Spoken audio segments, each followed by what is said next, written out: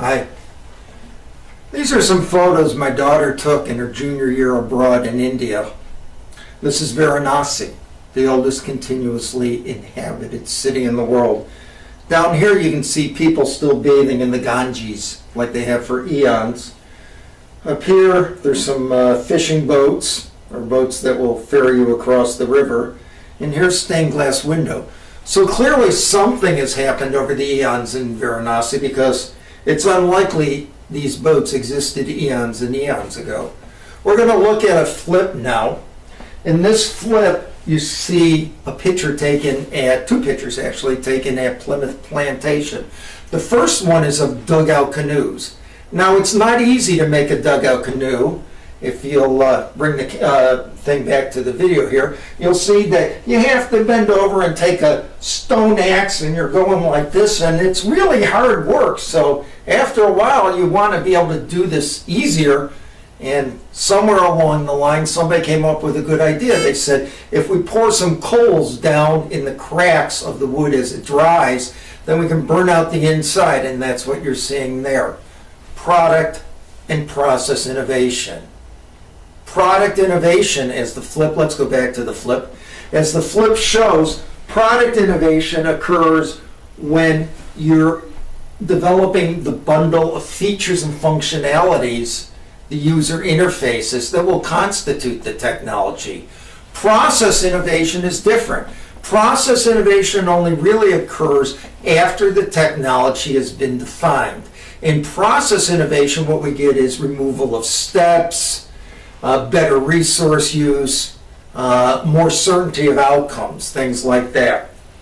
Okay, why is this important? Let's come back again.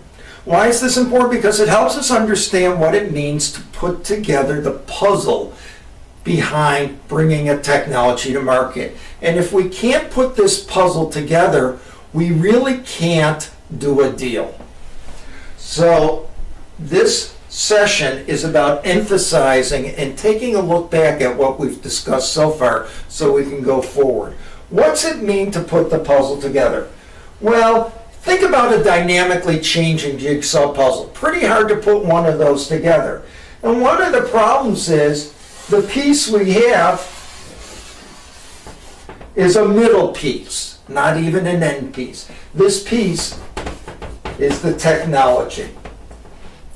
The technology is relatively fixed, although it does have what I would call some stretch in it, in the sense that we can work to improve the performance metrics or the ease of use. We can work to make it cheaper. Something else is fixed. We do have an end piece that comes out, which is the needs and requirements of the people who develop the technology. Again, this is a little hard to see. Don't worry about this. This says technology, this says needs and requirements. So we're drawing a picture of a puzzle, basically. There's the next piece. Now let's look at another piece here.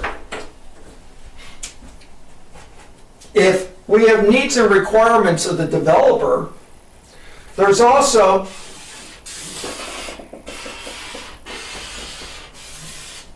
needs and requirements of the end user. As we saw before, the end user is the person who's going to have a physical relationship with this technology. This piece of the puzzle we can only find out by doing market research. We got to pick up the phone, we got to get out of our room, we got to walk down the street, we got to meet people, talk to them, and find out what they're thinking, or we have to go and do what's called secondary research, get on the web and start looking things up, reading books or reading articles about them, examining market research reports and the like. Now we're still missing some things. And one of the things that we're missing is the piece of the puzzle that is the target. The target is not necessarily interested in us unless it needs our technology in order to satisfy its customers or its end users. And whether it's going to be really interested in us or not will depend upon who else is selling technology, which we call the competition. So it's going to depend on what other things are going on out there in the market. Now, when we can put all these pieces together, we can put together a puzzle that allows us to move a technology, because where the pieces fit together, we have some capabilities, we have a technology, we can sell this technology or license it or do a joint venture somehow with a target in a way that meets our own needs and requirements. And the target says, yep, your technology is better than what's going on in the competition. And when I look at that market, it says these end users are likely to buy it.